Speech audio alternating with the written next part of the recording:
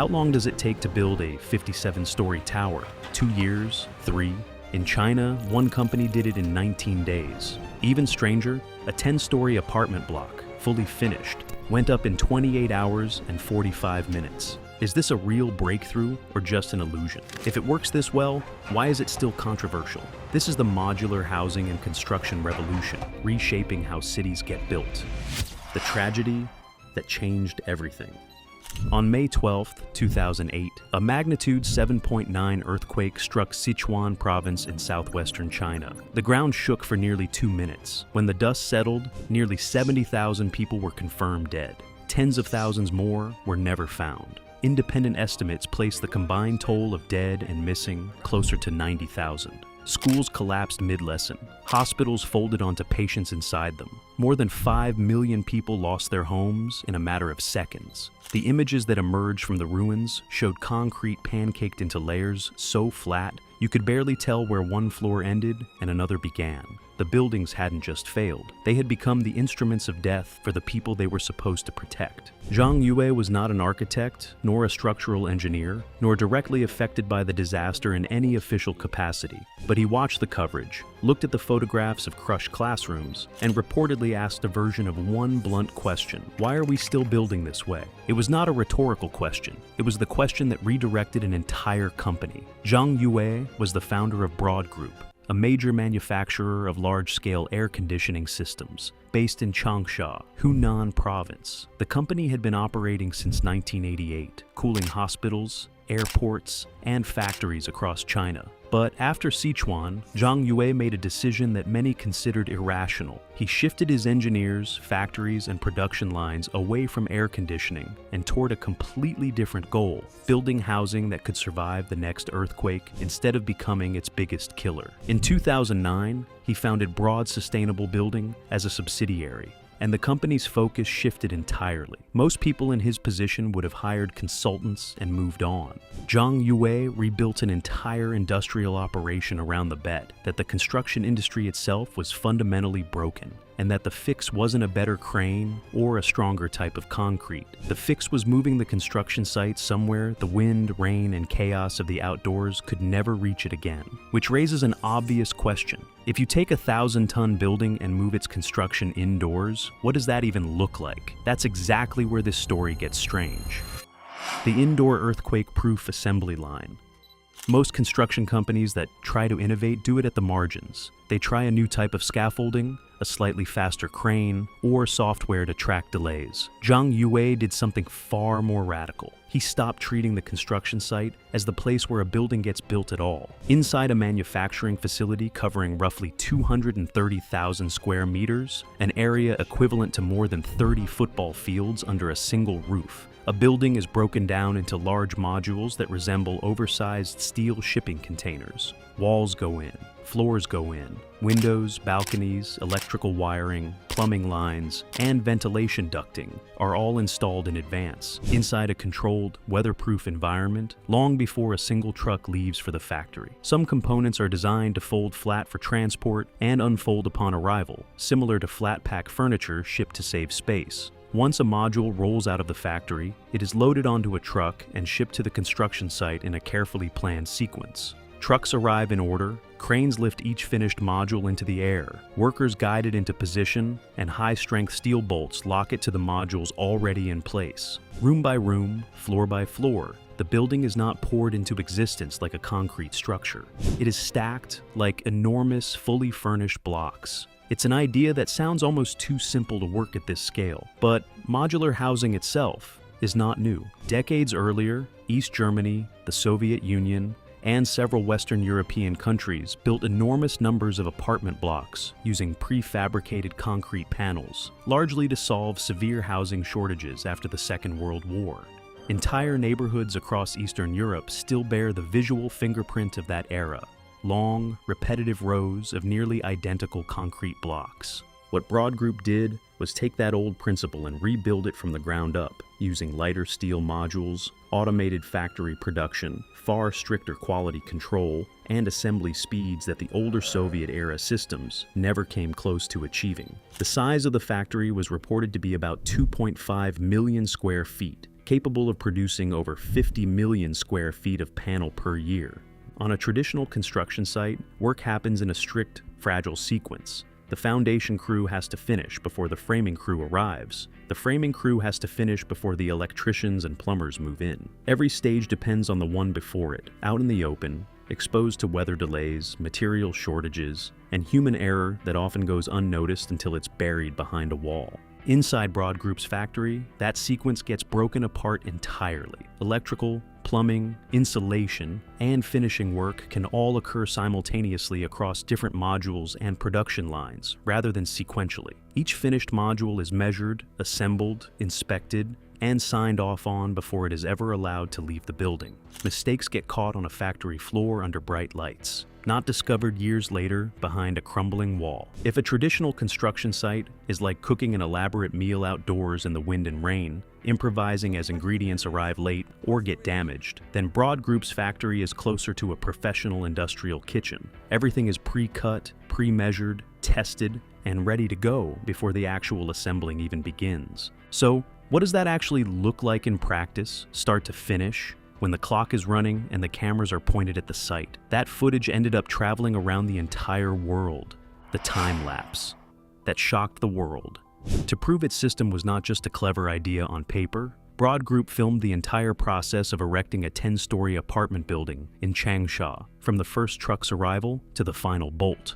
By the time filming started, the foundation had already been poured and cured. The modules, which had been fully wired, plumbed, and finished, had already rolled out of the factory. The moment the first truck pulled onto the site, the clock began running. Cranes lifted modules off the trucks one at a time. Workers aligned each one into position, often within a margin of just a few millimeters, and locked it to its neighbors with high-strength steel bolts. The process repeated, floor after floor, in a rhythm that looked closer to a factory assembly line than anything resembling a traditional building site. 28 hours and 45 minutes after the first module touched the ground, a 10-story apartment building stood complete. The time-lapse footage spread fast once it hit the internet. For many viewers, it was genuinely difficult to accept that a finished building had gone up faster than many construction sites need just to pour a single concrete floor. Some engineers called it a legitimate glimpse at the future of construction. Others were openly skeptical,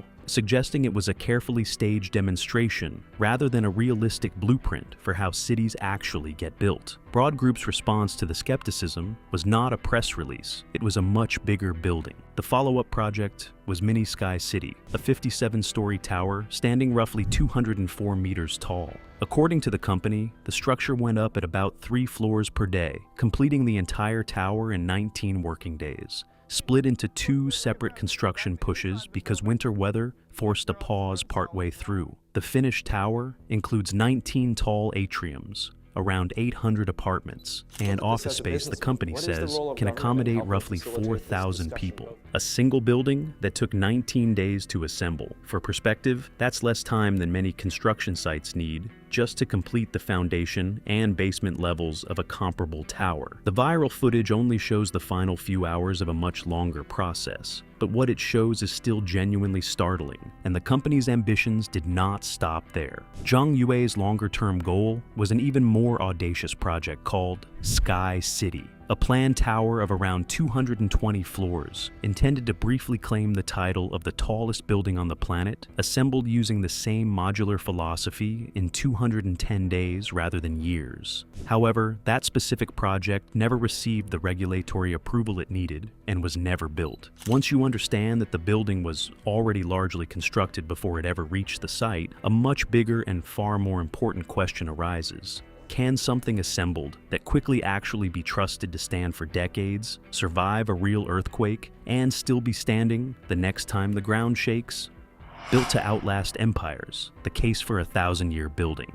Speed makes for a great headline, but it does not, on its own, make a building safe. Broad Group seems to understand this better than most companies chasing viral construction footage, because almost everything about its long-term pitch centers on durability, not just speed. The company's central engineering argument comes back to a fundamental property of the material it uses, steel. Under extreme stress, such as that generated by a major earthquake, steel can flex, absorb energy, and redistribute forces through its frame and connections, rather than crack and shatter instantly. Concrete, by comparison, tends to fail more abruptly once its limit is reached. Engineers call this property ductility, and for a company founded in direct response to a quake that collapsed concrete schools onto children, that distinction was the entire point of the system. This single material property is why Broad Group frames its system as particularly relevant not just for Sichuan, where this entire story began, but for any region living on top of an active fault line. California, Japan, Turkey, Indonesia, the Philippines, and dozens of other densely populated zones where the ground is never entirely quiet for long. Then comes the claim that sounds almost absurd until you sit with it for a moment. Broad Group has stated that its structures are designed for a service life of up to 1,000 years. For context, most modern concrete buildings are engineered with a design life of roughly 50 to 100 years, depending on the building code, the climate, and how well the structure is maintained over time. A 1,000-year claim is not just an improvement on that number, it's an entirely different category of promise, closer to the lifespan of a medieval cathedral than a modern apartment block. The company's reasoning rests on the same factory-controlled process that makes its speed possible in the first place. Steel components are manufactured inside a consistent, climate-controlled factory environment rather than poured and cured outdoors at the mercy of the weather. Every connection point can be inspected, tested, and verified before the module ever leaves the production line, a level of quality control that is far harder to guarantee on a traditional open-air construction site, where small mistakes can get sealed behind drywall and forgotten for decades. There's also a second, quieter argument buried inside the 1,000-year pitch, and it has less to do with how long a single building survives and more to do with what happens after it doesn't. When a concrete building eventually reaches the end of its functional life, demolishing it generates an enormous amount of waste. Broken concrete, cut rebar, old formwork, and finishing materials that are often difficult or uneconomical to recycle. Much of it ends up in landfill. A steel modular system, by contrast, can be approached with a life cycle closer to circularity. Individual modules can theoretically be unbolted, refurbished, reused in a different project entirely, or melted down and reformed into new steel. Steel, unlike concrete, is one of the most recyclable structural materials on the planet. Global recycling rates for structural steel already sit well above 80% in many developed markets. So the 1,000-year promise is really two promises stacked together. The first is that a single building built this way might genuinely outlast almost every concrete structure standing today. The second, more subtle promise is a shift in how an entire industry thinks about buildings, not as a fixed mass of material that gets poured once and demolished decades later, but as a system of components that can be maintained, swapped out, upgraded, and eventually recycled into the next building entirely. It's a genuinely compelling pitch. It is also, by design, almost entirely unprovable on any timeline a human being can personally verify. And that gap between an impressive engineering argument and an unverifiable 1,000-year promise is exactly where the skepticism around this entire technology starts to creep in. Which brings us to the part of this story that most viral headlines conveniently leave out. The side of the story the time-lapse doesn't show. Here is the uncomfortable truth sitting underneath every viral clip of a building going up in a single day. The 28-hour figure, the 19-day figure. None of them represent the full timeline of actually delivering a building. Before a crane lifts a single module, the foundation has to be fully poured and cured, a process that can take weeks on its own. Before that, every module has to be designed, engineered, manufactured, wired, plumbed, inspected, and transported from the factory to the site, a process that, depending on the scale of the project, can take months. The viral time-lapse captures only the very last, most visually dramatic stage of a much longer production pipeline. That doesn't make the technology fake. It does mean the headline number is doing a lot of heavy lifting that the fine print quietly undercuts. There's a second, deeper problem that has followed prefabricated housing for almost a century, and it has nothing to do with engineering at all. It's about what these buildings feel like, actually, to live in. The Soviet-era and East German concrete panel apartment blocks mentioned earlier weren't just slow by today's standards. Many of them became infamous for exactly the opposite problem this technology is trying to solve: identical floor plans, repetitive corridors, and a visual monotony that, decades later, urban planners still cite as a cautionary tale. A similar story played out in parts of the United States with large-scale public housing projects built around speed and standardization, several of which were eventually demolished after becoming symbols of everything that can go wrong when housing gets treated purely as a manufacturing problem, rather than a place where actual humans are supposed to build a life. If modular steel construction becomes nothing more than a faster way to stack identical boxes, it risks solving a housing shortage while quietly creating the next generation of soulless, forgettable neighborhoods. There's also a cautionary financial tale worth mentioning because it directly challenges the idea that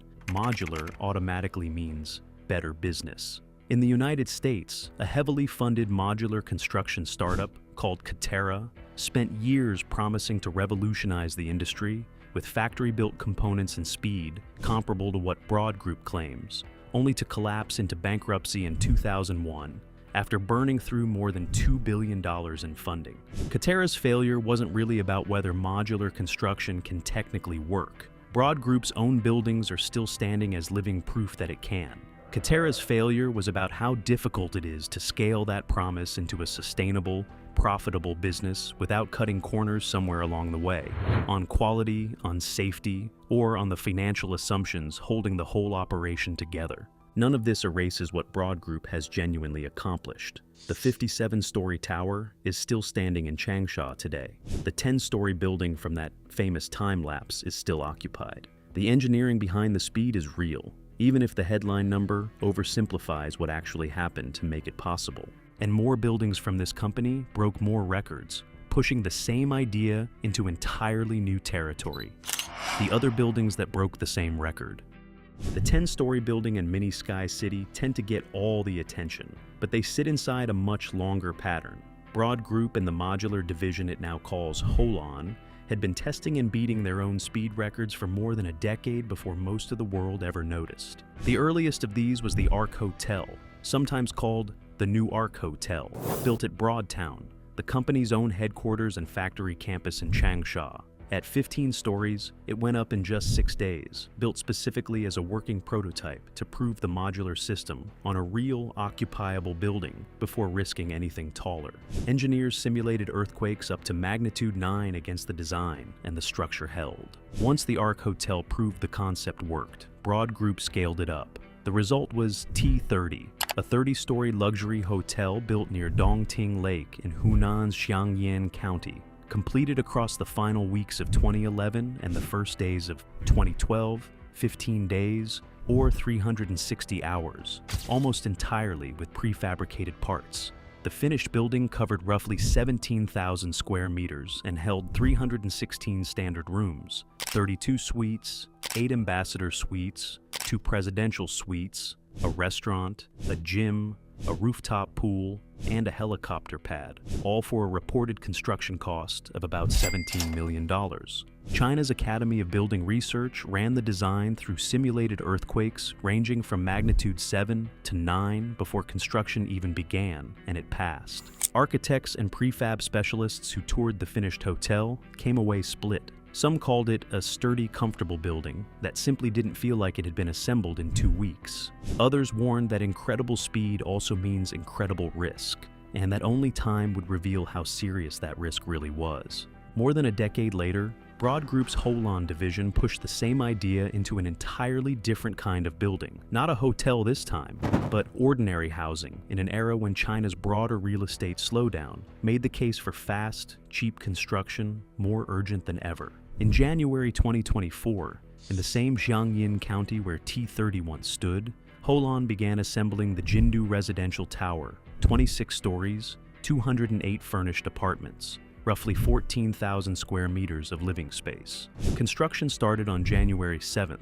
It finished on January 11th. 4 days of assembly, using about 100 workers split across shifts, 1 mobile crane, and 1 tower crane. The tower was built from 264 prefabricated stainless steel modules, each one a finished room manufactured to a standard size of about 12 meters long, 3 meters tall, and 2.5 meters wide. Inside the factory, the company says it can complete 1 module in roughly 21 minutes. The structural core of each module uses the same B-core technology behind the Arc Hotel NT30. Further refined, stainless steel plates fused to a lattice of steel tubes in a furnace heated to roughly 2,000 degrees, with copper bonding the layers together. Broad's own engineers describe it as strong enough that there is effectively no structural ceiling on how tall a building made from it could go.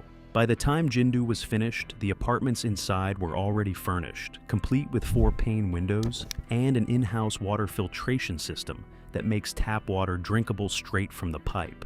A modular construction specialist from New Zealand, who spent a week living inside an earlier, similar Holon building in Changsha, described it afterward as sturdy enough to feel almost like a concrete structure, with his only real complaint being the interior color scheme. The same bolted connections that make the building quick to assemble also make it quick to take apart. Broad Group says the entire tower could, in theory, be unbolted, trucked to a new site, and reassembled elsewhere, turning a 26-story apartment block into something closer to a relocatable product than a permanent structure.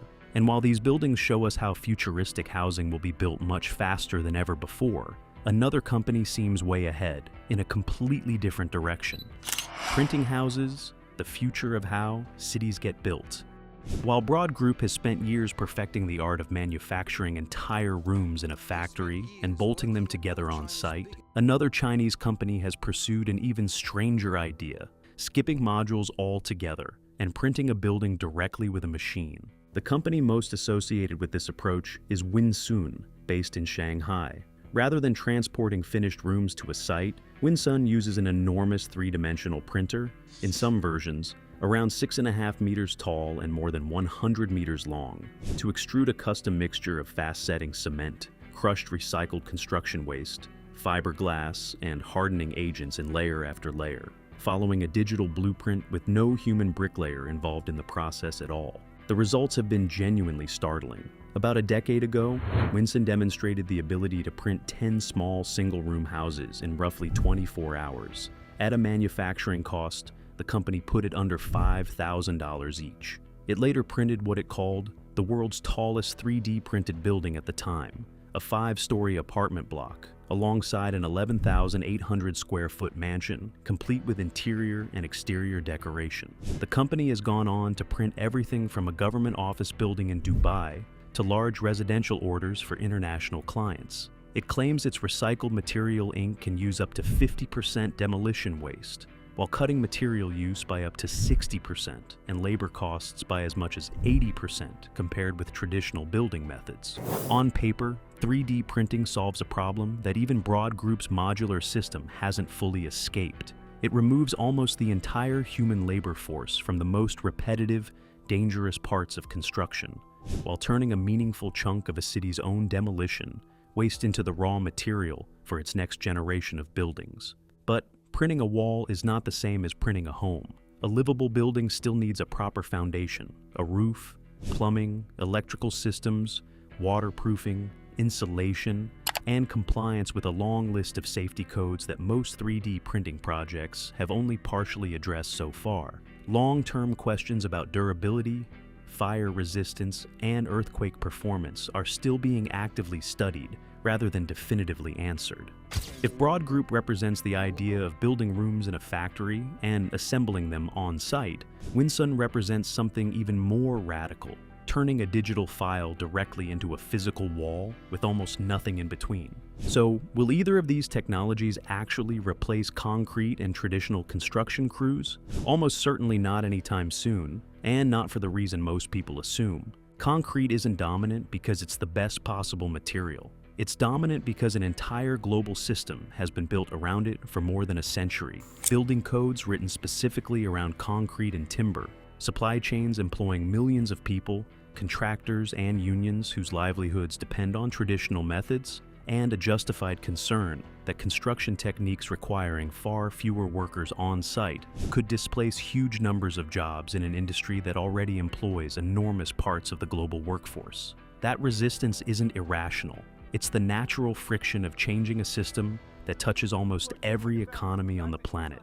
And yet, the direction of travel is already visible if you know where to look. China, Singapore, and the United Arab Emirates are among a growing list of regions facing severe housing shortages that have stopped asking whether modular and printed construction should be adopted and started asking how fast they can scale it. Singapore has spent years pushing a prefabricated system called prefabricated pre-finished volumetric construction into its public housing pipeline, specifically to cut both construction time and on-site labor needs. Japan has relied on highly automated factory-built housing components for decades, partly in response to its own relationship with earthquakes. Dubai has set public targets for the percentage of new buildings incorporating 3D printing technology.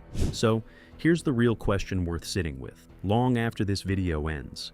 If a steel frame tower really could rise from an empty foundation in about a day, survive a major earthquake that would level a traditional concrete structure, and theoretically still be standing centuries from now, would you actually want to live inside it? Thanks for watching.